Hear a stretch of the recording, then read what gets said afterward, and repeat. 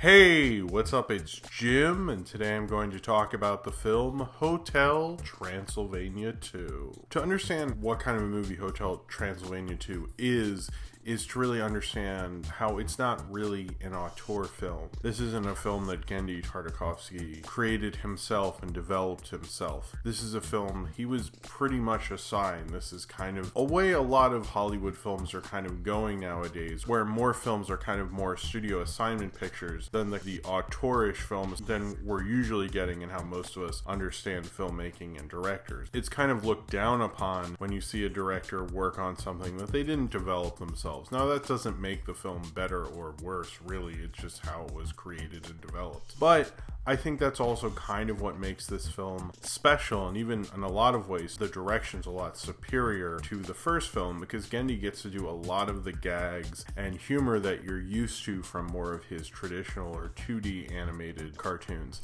And he has a liveliness to it that I've never really seen as much in a CG film before. He really combines his kind of more traditional animated stuff with the computer animated style of Hotel Transylvania and makes a much more lively and fun film. In fact, his direction is so good, even though this plot is kind of stupid and feels very hackneyed and boring and almost like something you'd expect to see someone be really into at a Target. I was really into the direction. I was really into the gags. I was really into the movement. It made me really like Hotel Transylvania 2 way more than I thought I would. And it's mainly because Genndy kept it alive. And I think that's really what an awesome studio director does, is he understands, yeah, this isn't the kind of film maybe necessarily I would want to be making, and it was developed by these other people, and there's probably other people who care about it a lot more, but still putting your auteurish voice on it regardless. And that's really what he's doing with Hotel Transylvania 2. Much more so than the first Hotel Transylvania. And maybe it's because where he's at in his career that he chose to do that, but as the film itself, it gives it such a great vibe to it that it made me really have a good time with Hotel Transylvania 2, because I didn't expect that kind of a direction. And it reminds me of why I always thought he was so great, is that he could make something that as boring and dull and hackneyed and suburban as a Hotel Transylvania script is, and make it into something kind of a lot more interesting than it probably ever should be. Mavis and Johnny have gotten married, the couple from the first film that Dracula didn't want to get together, and now they have a kid, and he keeps getting older, but he hasn't had his vampire teeth come in yet, and Dracula's getting nervous because his fangs haven't come in, and he's almost 5 years old. Dracula needs to get him and his gang of monsters together, the Invisible Man, the Mummy, the Wolfman, and Frankenstein, so that they can spook him and scare him into bringing his teeth, while Mavis and Johnny go to California to hang out with his parents and give them a little vacation. But Mavis really loves California and wants to move, something she's already thinking about doing because her kid is a normal kid and not a monster, and Dracula's trying to prove that that is not true and hopefully show that he is a monster, even though it's taking a very long time to figure that out, so he can hopefully have his baby girl and his baby girl's son and husband and keep the family all together in the Hotel Transylvania. I think a lot of how this film happened and how this film came out this way is because the film that Genndy Tartakovsky was supposed to be working on after the first Hotel Transylvania was Popeye, and that fell apart. With the recent interview with Cartoon Brew, which I'll link below in the description, and other things with the Sony hack, it seems like Genndy Tartakovsky was at a point in his career where a lot of the stuff with Popeye wasn't going to happen, but he still wanted to animate something like that, and that production really influenced the movement in Hotel Transylvania 2. It feels more like a Powerpuff Girls episode or a Dexter's Lab episode. It feels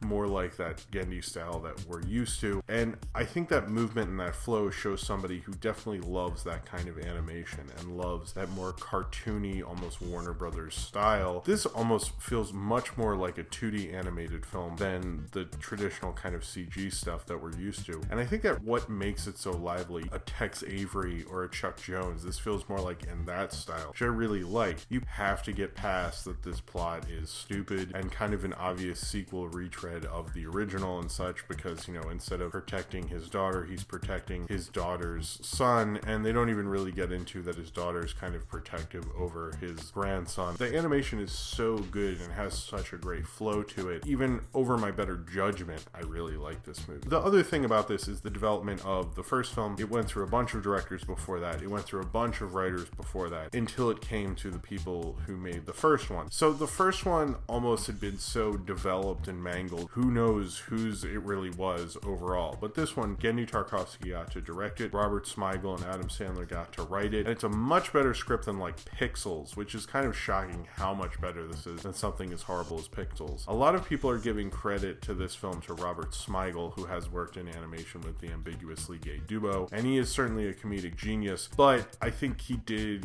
help write the first one, which wasn't that great. So I'm not gonna act like him being on it is a huge improvement, which a lot of people seem to not think he wrote the first one. I'm not sure where that's coming from, but you can tell that they had a lot more involvement, and it feels like a lot less cooks in the kitchen than the first one. I think it makes for a much more lively and better movie. It's interesting how much better a lot of the gags are, and there are some throwaway gags, like they cut a wedding cake, and it's this cake screaming. It's like, get an ice cream cake. They have this GPS system that has like an Igor voice. There's a lot of dumb, silly gags that really pay off, and you don't see animated films for kids that are this gag heavy that there's no fart jokes. They have the fire joke, they have the stuff you saw in the trailer and everything, but they don't really go for the obvious punchlines. They have cartoony humor that's good for all ages. The interesting thing is how boring the whole plot is. It's just the direction is so lively and so good, and that's kind of what I really absolutely loved about it. I love watching an animation director really have fun and really go for it and really be able to do these really amazing cutaway gags, really great stuff with framing and just crazy stuff that you wouldn't necessarily expect from Hotel Transylvania 2. And I think him working on a thing like Popeye, which was more inspired by the Fleischers and more of a lively animation, and he was even talking about in that interview how he had to learn how to just make something funny from someone walking. Movement in this film is so much better. His movement with CG is reinvigorated and has a really good dimension to it. The movement flows so well that you instantly love it. You're just like, oh my god, this movement is so thrilling to watch. And there is even an end dumb fight scene. It feels like such a tacked on dumb scene, but the fights in it reminds me of Powerpuff Girls. It reminds me of why I love a good Genndy Tartakovsky fight sequence, and that's an awesome thing to watch. I know this is hackneyed, I know this is dumb, but the way he does it is so much fun, and it reminds me of why I like funny gag oriented cartoons, how amazing and invigorating and the awesome energy that just bounces off the screen from something like that. The voice acting, I do like that Mel Brooks is in this as Dracula's father, Vlad, which is cool. I like that Mel Brooks is in a movie. Obviously he directed Dracula Dead and Loving It, so I guess this is maybe slightly sort of a reference to that, or it's just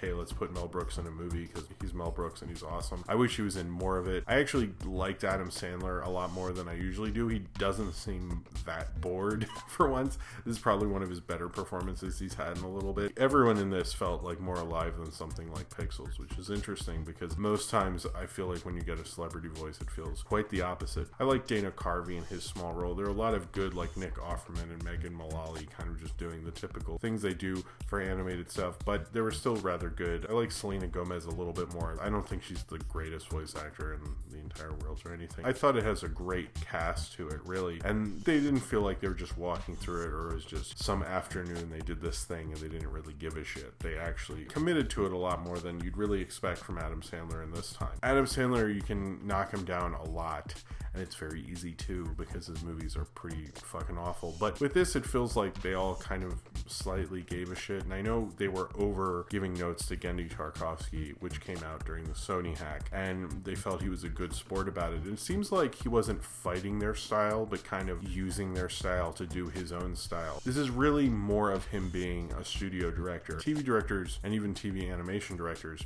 really know how to do the studio director game, probably more so than most movie directors do at this point. They're kind of doing what old Hollywood studio directors used to have to do. They'd be assigned to a certain thing, they'd have to get their voice in there, but it does feel like he's getting his voice in there while using their voice also to kind of make a really fun, energetic cartoon. And that's the awesome thing about Hotel Transylvania 2, is you don't don't see animated films for kids or animated films that get released in theaters have this much lively action into it. I don't think it's a great movie by any means, script-wise. It's weak in a lot of areas, and I guess you could say it's a little uneven because things just kind of feel like they should happen because it's the kind of plot where those things could happen. But if you're a fan of animation and you're a fan of Genndy Tartakovsky, I think he really brings his best to this movie. Like before, it almost felt like he did it so he could have a big movie and prove he could do it, and he did it, and he had a hit, and I hoped he could go on to do better things. And in the 3 years since then, it's fallen apart, and he's had to do this, and I don't even know if he's gonna get to do an original movie. And that's sad, and I don't really like that. I think he's one of the greatest animators and animation directors of our generation, and the fact that he hasn't been rewarded to the degree he should with an original film that he developed himself is frankly a shame, and probably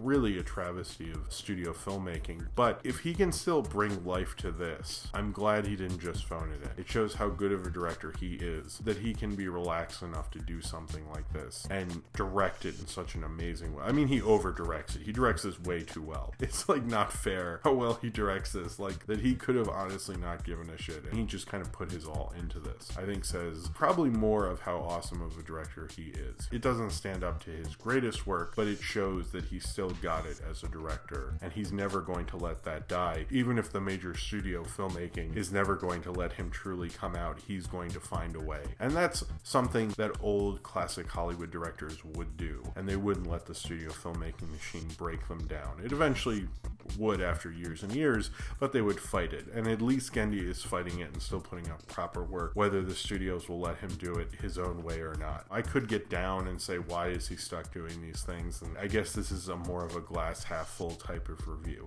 but there's different ways to direct a movie, and if you look at the guise of how he directed this movie, under that guise, I think he did a very good job. So if you have seen Hotel Transylvania 2 and you would like to talk about it, then comment below in the comments and subscribe if you would like to.